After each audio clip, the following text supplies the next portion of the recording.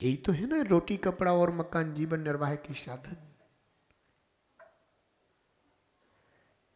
ध्यान रखना,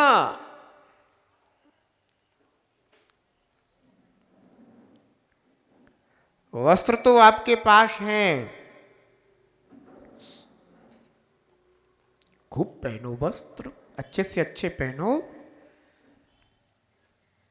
पर एक धोती दुपट्टा और एक साड़ी ऐसी जरूर रख लो जो आपके धार्मिक कार्यों के काम आए।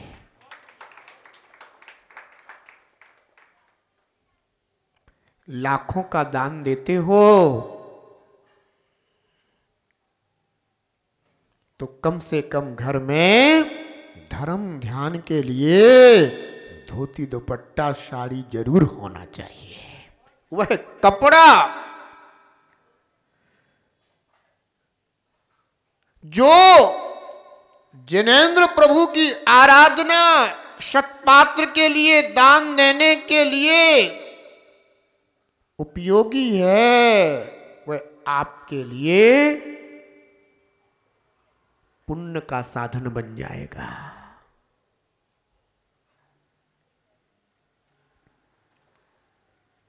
आपके भविष्य को संभाल देगा, सुधार देगा, सुंदर बना देगा। आपके भावी पर्याय संभल जाएंगे।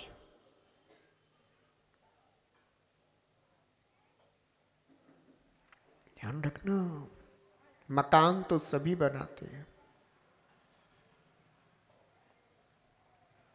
क्योंकि गृहस्थ हो और ग्रह ना हो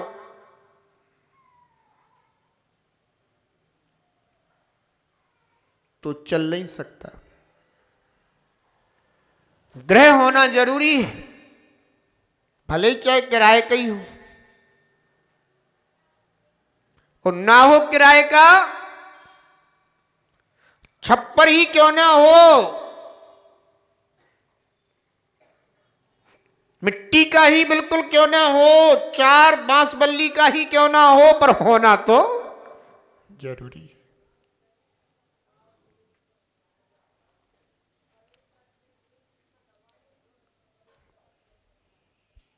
और अगर पुण्य योग से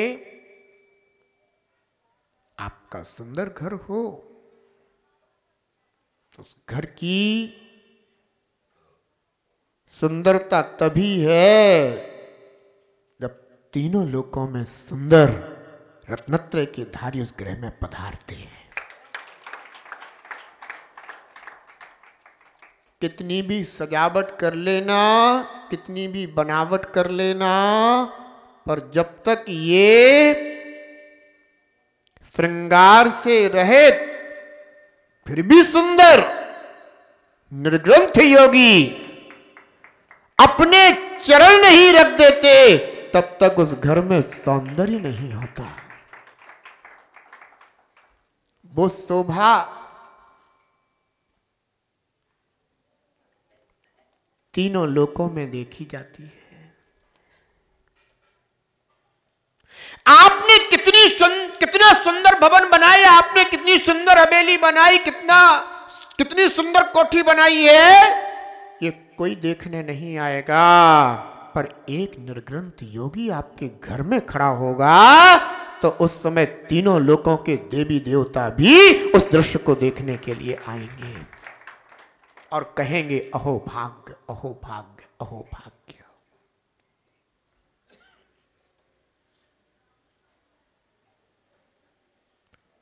इसलिए ध्यान रखना, गृहस्थ की शोभा तो गृहस्थ धर्म का पालन करने में ही है। और जो गृहस्थ ग्रह में स्थित होकर भी अपने श्रावक कर्तव्य का पालन नहीं करता, उपासक धर्म का पालन नहीं करता, उसके लिए वह गृहवास कैसा है, आचार्य भगवान पद्मनंदी स्वामी गाथा नंबर 32 में हमें यहां पर बता रहे हैं। आइए देखते हैं। दानम ये न प्रयच्छ परिरक्षन्ति निर्ग्रन्थेषु चतुर्विधम् पासा एव ग्रहास्तेषाम्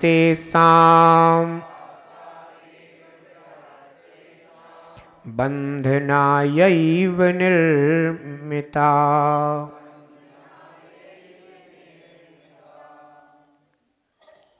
ये यानी जो पुरुष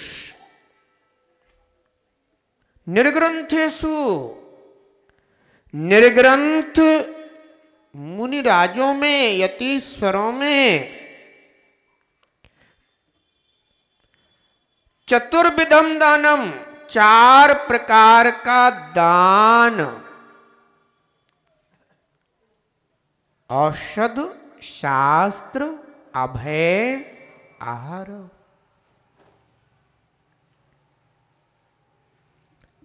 औषध दान शास्त्र दान अभय दान अथवा बसति का दान और आहार दान।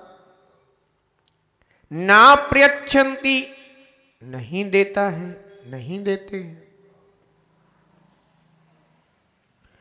पासा एव ग्रहाः उनके लिए वह घर कैसे हैं? पाशा एव जाल ही है।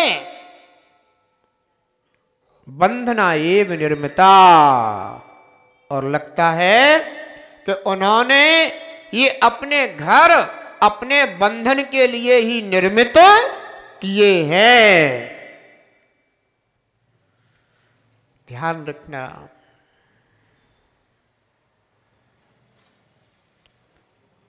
जिस गृहवास में 4 प्रकार के दान का व्यवहार नहीं होता है वह गृहवास बंधन है, कारागृह है।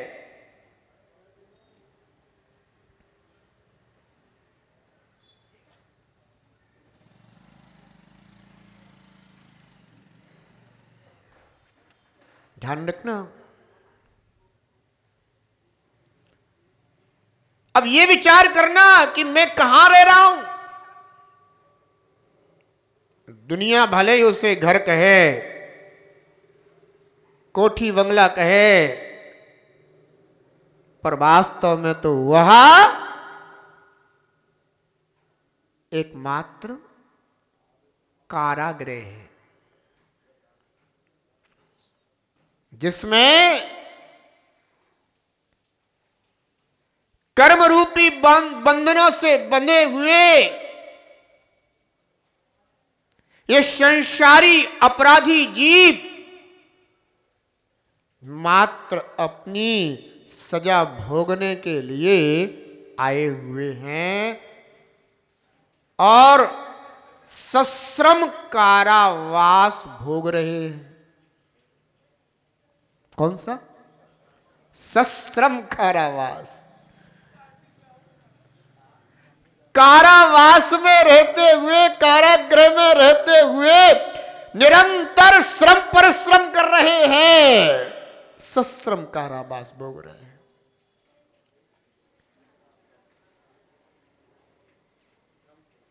हैं। श्रम सहित, जैसे तिहाड़ जेल आदि में कैदियों के लिए भी श्रम करने के लिए आदेश रहता है, ऐसे ही इस गृहस्थ जीवन में सश्रम कारावास भोगने वाले वो गृहस्थ है।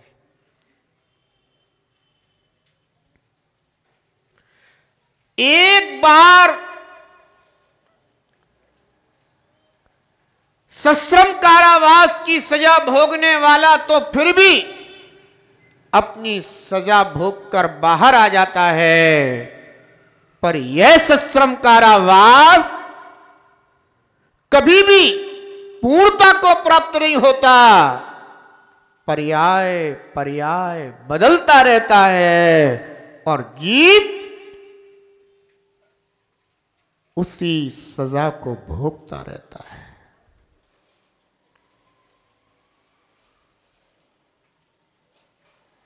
इसलिए ध्यान रखना, गुरु वाणी कभी अन्यथा नहीं होती है।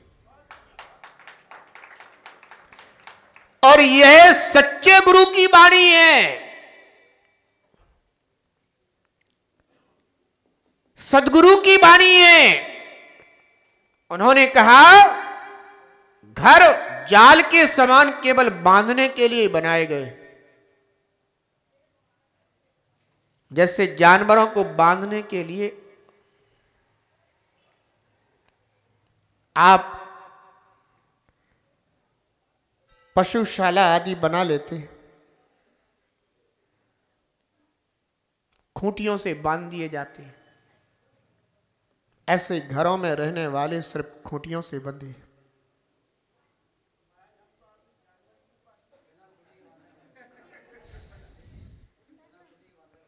हाँ, ऐसा है कि जानवर सुबह अपने घर से चला जाता है और सांझ को बिना बुलाए अपने घर भी लौट आता है।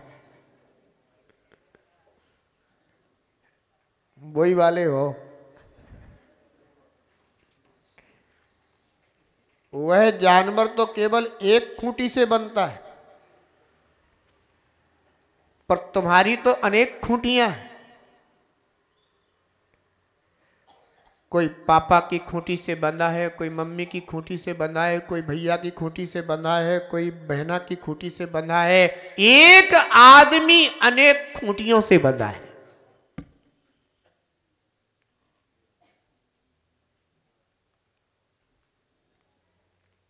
और जब तक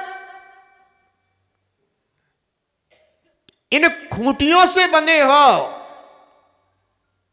तब तक बंधन में हो।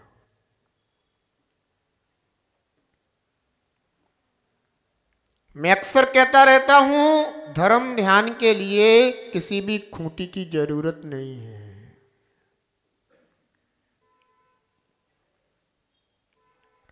निर्ग्रंथ गुरु अगर आपके घर में उपस्थित हुए हैं तो उस समय वे ही प्रमुख होते हैं, बाकी और कोई प्रमुख नहीं होता। उतनी देर के लिए हर गृहस्थ श्रावक बन जाता है, फिर उससे खूंटियों की चिंता नहीं रहती। अगर चिंता रहती है तो सिर्फ एक ही, कि निर्विघ्न निरंतराय आहार हो जाए।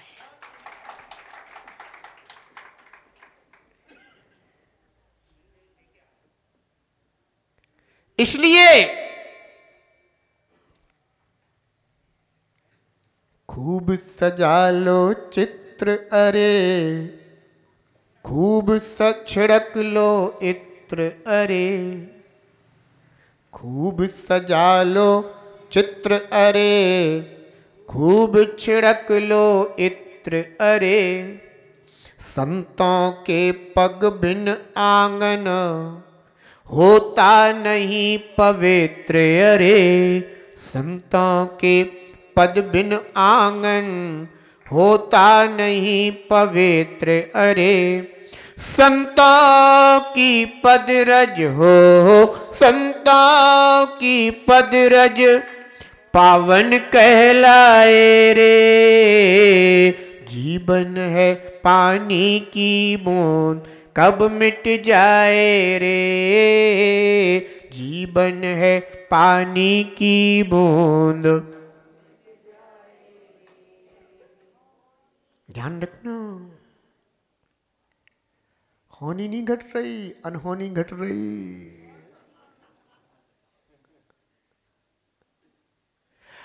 हर आत्मा की होनी परमात्मा बनने की है, पर होनी नहीं घट रही है, अनहोनी घट रही है।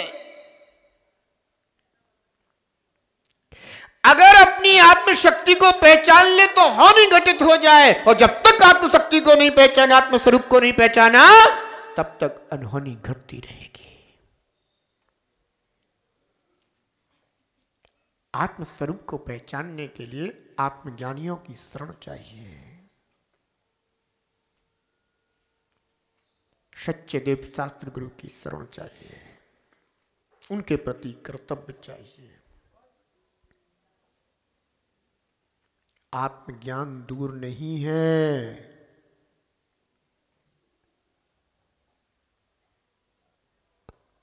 अपन अपने कर्तव्य से दूर हैं, इसलिए आत्मज्ञान से दूर हैं।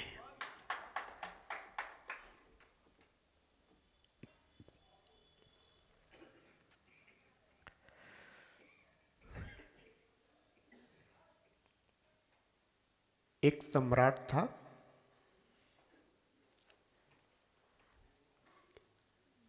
एक दिन विचार करने लगा कि लोकतंत्र है, लोकतंत्र में मैं कब तक इस राजगद्दी पर रहूंगा नहीं कहा जा सकता। आज मैं सम्राट बना हूं तो क्यों ना आगे का प्रबंध कर लूं। तो उसने यह विचार कर कि कब इस राजगद्दी से उतार दिया जाऊं, उससे पहले ही एक राजशाही महल मुझे अलग ही निर्मित करा लेना चाहिए। उत्तम कारीगर बुलाए गए, सलाह मशवरा किया गया और एक एकांत स्थान पर सुंदर इमारत भवन महल का निर्माण किया गया।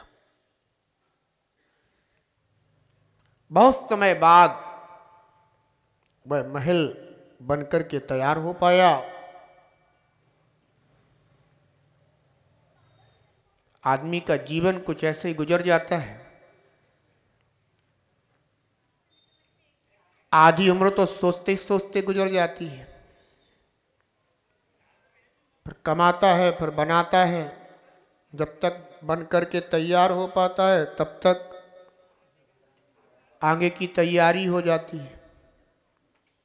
थोड़े समय रह पाता है, फिर आगे की तैयारी है, फिर अगली जगह फिर जाएगा, फिर वही सिस्टम तैयार हो।